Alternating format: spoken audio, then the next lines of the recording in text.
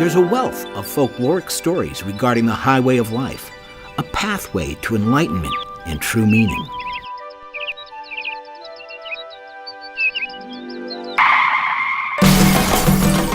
This would not be one of those stories. Mine is a story of back alleys scarred with potholes, littered with debris and leaky dumpsters. A sudden need for cash led me to start driving for companies like Lyft and Uber. The gig economy. Be your own boss. Name your own hours. Meet some interesting people.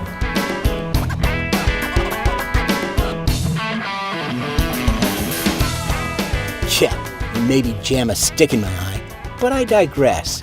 You've probably heard a few stories about drivers who weren't exactly running on all cylinders. Hey man, where are we tripping to today? Hey, oh wait, are we there already? Oh, hello. Where are we going again? Yeah, what? By most standards, I was one of the more balanced drivers with mostly 5-star ratings. Still, I had my fair share of bumps in the road. These are the best investment I've ever made. The boys just love me. If stupid ever had a face, this is it. I know rocks smarter than these two. All right, it's Sunday fun day, dude. Enlightening. One of those rocks just called and wants his brain back. We're not going far. Wet t-shirt contest down at the Shore Club. Woohoo! Not going far. That's great. Another $3.20. What am I going to do with all that money?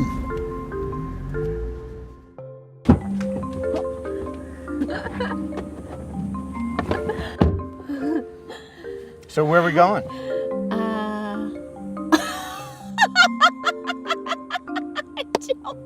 Oh, but can we stop at Taco Bell? I really... I need to eat something. Poor thing would have been better off born as a plant. You know, I really don't get paid to wait. Well, I have a friend who works for Uber, and she gets paid to wait, okay? And you know what? She makes a lot of money, and I can't believe that... Technically, she's right. These companies pay me 15 cents a minute to wait for ground feral dog meat at Taco Bell. Or their friend to say goodbye for the 10th fucking time. Or to go back and get something they forgot. Oh wait, I forgot my phone! One more time! Let's say Taco Girl here can pound back a taco in 4 minutes. That's 60 cents. You know what 60 cents buys you? A daily newspaper in a place you don't want to live. A Hershey bar if it's on sale at Walmart. 1 ticket to a turtle sex show. A box of rocks, shipping's not included. A little more than half a song on iTunes, a microscopic piece of my mind, and this girl's entire sense of social awareness. Actually, you're right, but I don't get paid enough. So get out of the car, sugar britches, and take a walk. You could use the exercise. Too harsh? Maybe. But what's really harsh is putting up with Taco Girl's need to stuff her face while trying to make a living wage.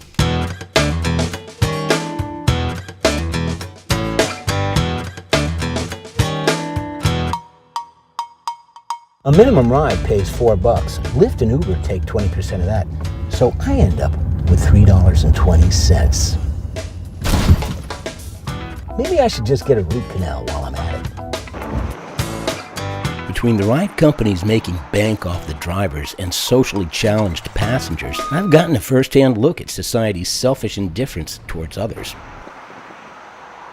And it's not pretty. An average ride takes 7 minutes to arrive, 2 minutes to wait for the passenger, because even though they're supposed to be curbside waiting, they rarely are, and another 7 minutes before drop-off. That's $3.20 for 16 minutes of my time. On the high end, I might make a whopping $12 an hour.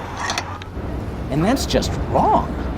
I've had more fun at a funeral, throwing the cost of gas, car payments, insurance, wear and tear on your car, and most importantly, wear and tear on your soul. Effectively, you're making the same money or less than an immigrant farm worker with a lot more aggravation. No bueno. This is why most drivers attempt to drive in surge zones.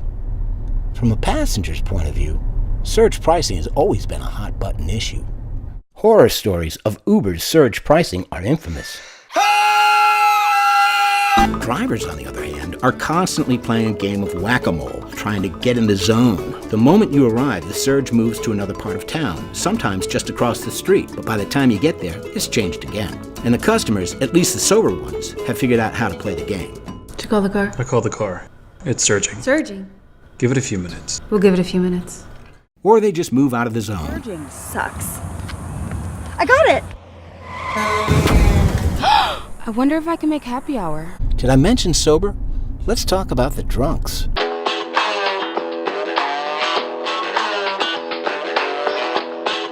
The one surefire way of making it pay, kind of.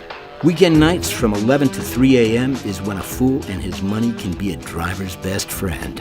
Surge pricing is virtually guaranteed. And people pay it gladly because they're drunk. Essentially, drunks come in 3 flavors. Super friendly. Oh, hey boyfriend, you are looking fine tonight. Meatheads. So where are we going? What's with the questions? Just drive. And the overserved. Oh.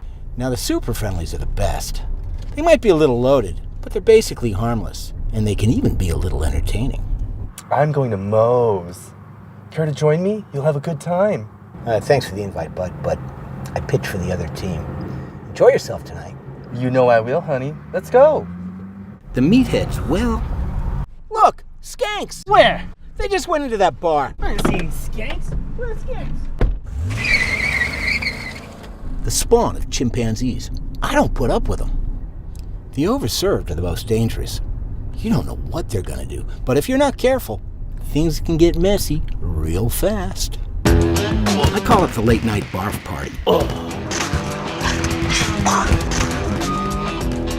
After a night with these knuckleheads, it's easy to see why one might view them as dark passengers.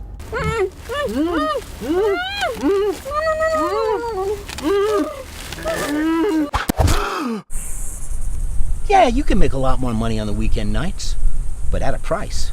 Sure, Lyft and Uber offer cleanup fees if your car's been baptized by some asshat's unholy hurlage. It still sucks. Have you ever tried to scrub the smell of vomit from your dashboard? Even if you're spared a passenger's projectile puking, at the end of the night, your earnings hardly justify the crap you've put up with. Surge pricing aside, the customers are generally pretty happy with the current rates because, hey, who doesn't like a good deal on a Hershey bar at Walmart? Although companies present themselves as fun and driver-friendly, Hi. their sentiments are about as real as these bad boys. Mommy! Lyft even gave me a glow stash to commemorate my 100th ride.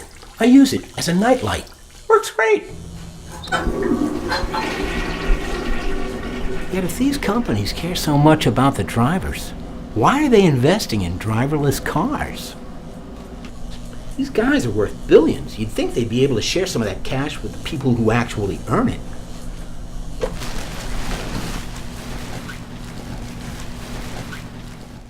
I can already hear some uninformed shit for brains saying, if the drivers don't like it, they don't have to do it. Yo, Until you've driven around the block in my shoes. shut the fuck up.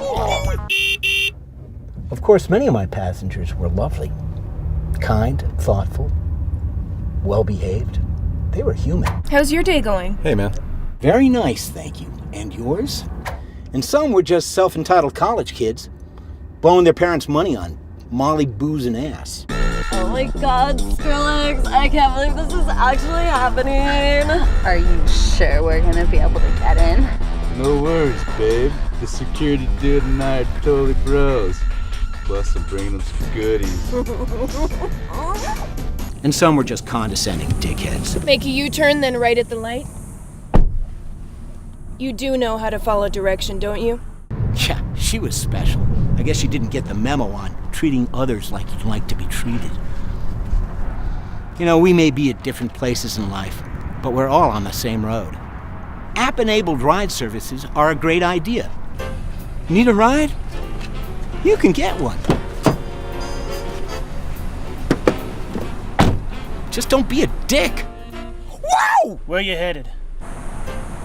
I know, it's not always so easy.